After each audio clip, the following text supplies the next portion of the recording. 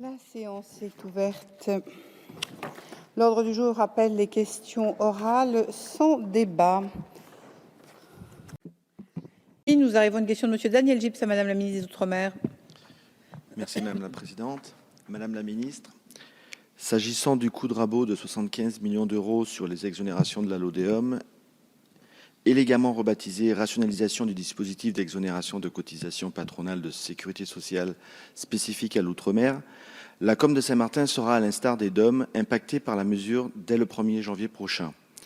Conséquence des dispositions de l'article 9 du PLFSS adopté par cette Assemblée le 21 octobre dernier en première lecture et confirmé hier soir. Comme vous l'avez souligné, cette mesure d'économie est censée être compensée et au-delà, d'après les services de votre ministère, par l'augmentation du CICE dans les DOM, le taux de ce crédit d'impôt passant fort opportunément de 7,5% à 9% l'an prochain. Or, comme vous le savez, Madame la Ministre, depuis 2007, la collectivité de Saint-Martin est certes régie par le droit social national, mais disposant de l'autonomie fiscale en vertu de l'article 74 de la Constitution, elle ne bénéficiera pas de cette augmentation puisqu'elle est privée de CICE.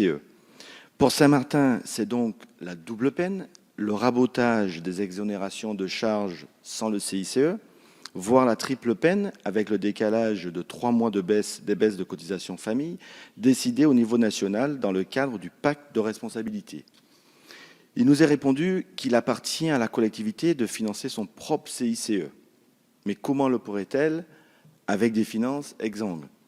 Et l'État, obsédé par le ratio déficit-PIB, renacle à s'engager dans les domaines relevant pourtant de sa compétence. Pourtant, des solutions existent. Ainsi, la prise en compte du PIB de la seule com de Saint-Martin dans le PIB de la France générerait une marge de manœuvre budgétaire d'une vingtaine de millions d'euros à ratio déficit-PIB constant. Cette intégration peut être immédiate dans la mesure où cette collectivité est une région ultra-périphérique. Elle augmenterait le PIB de notre pays de près de 600 millions d'euros. Pourquoi Bercy dédaignerait-il donc encore la prise en compte de la collectivité d'outre-mer dans la richesse nationale? Ma question est la suivante, Madame la Ministre. Quand la collectivité d'outre-mer de Saint-Martin cessera-t-elle d'être dans un angle mort des politiques publiques? Avez-vous l'intention de prendre en compte le PIB de cette com dans le PIB national pour générer des marges de manœuvre budgétaires au service de l'investissement et de l'emploi? Madame la Ministre, je vous remercie de votre attention. Merci, Monsieur Gyps. La parole est à Madame la ministre des Outre-mer. Merci, Madame la Présidente. Mesdames et Messieurs les députés, Monsieur le député Gyps, il est vrai que l'autonomie fiscale pour laquelle a opté Saint-Martin ne lui permet pas de bénéficier du CICE renforcé comme les DOM. Mais il faut préciser plusieurs points. C'est effectivement un débat que nous avons depuis longtemps.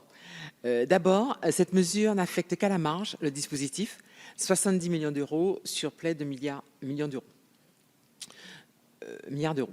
Deuxièmement, ces exonérations recentrées sur les bas salaires, là où elles sont le plus efficaces, demeurent bien plus généreuses que les exonérations dites nationales.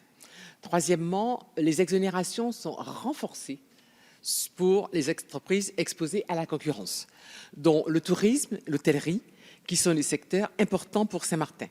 Dès le 1er janvier, les salaires y seront exonérés au taux de 100% jusqu'à un 7 SMIC.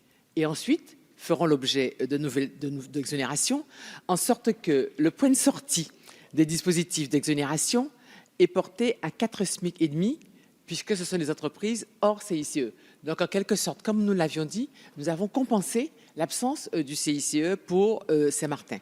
Quatrièmement, on avait la possibilité soit de faire comme cela, de travailler sur les exonérations, soit de supprimer le SMA, le FEI, les contrats, les formations en mobilité, autant de dispositifs que nous avons préservés et même renforcés, autant de dispositifs qui servent et serviront au développement de Saint-Martin et auront un impact direct sur le carnet de commandes des entreprises. S'agissant de votre proposition relative à l'intégration du PIB de Saint-Martin dans les agrégats qui servent à calculer le déficit, j'en comprends le sens. L'idée est intéressante et ne semble pas a priori incompatible avec la décision européenne qui fixe le calcul de ce déficit. Nous pouvons y travailler. Mais il faut se garder d'un raisonnement hâtif, mettant en relation la part des dépenses publiques avec la contribution des territoires au PIB de la nation. Un tel raisonnement pourrait ne pas servir l'intérêt de tous les territoires et notamment de tous les territoires ultramarins. Je pense donc que nous avons beaucoup de chantiers structurants à mener ensemble pour le développement de Saint-Martin et l'accompagnement de la collectivité. Je suis évidemment déterminée en ce sens et prête à échanger avec vous sur ce sujet également. Merci. La parole est à Monsieur Daniel Gibbs. Oui, merci Madame la Présidente. Non, c'est simplement pour rappeler à Madame la Ministre, je connais ses efforts pour essayer de faire avancer les dossiers épineux de Saint-Martin, mais c'est vrai, j'ai parlé de double sanction, de triple sanction. C'est vrai que Saint-Martin est un petit territoire, nouvellement collectivité d'outre-mer au statut particulier de l'article 74.